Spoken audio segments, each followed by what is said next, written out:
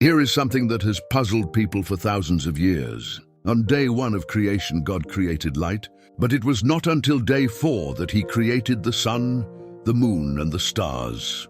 And God said, "Let there be lights in the firmament of the heaven to divide the day from the night, and let them be for signs and for seasons and for days and years." Genesis 1:14.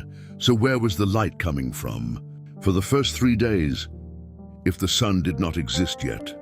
This is one of the most fascinating questions in all of Genesis, and the answers that scholars have found are extraordinary. Many theologians believe that the light of days 1 through 3 was the light of God himself. His glory, his presence filling the universe before any physical light source had been created.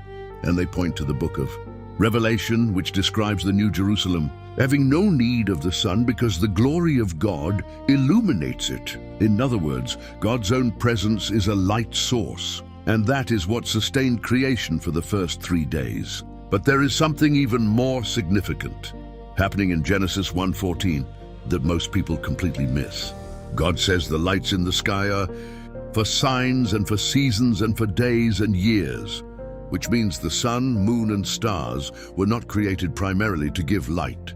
They were created to be a calendar, a clock, a cosmic timepiece that every human being on Earth could look up at and use to mark time, to plan, to navigate, to know when to plant and when to harvest. Ancient civilizations understood this intuitively.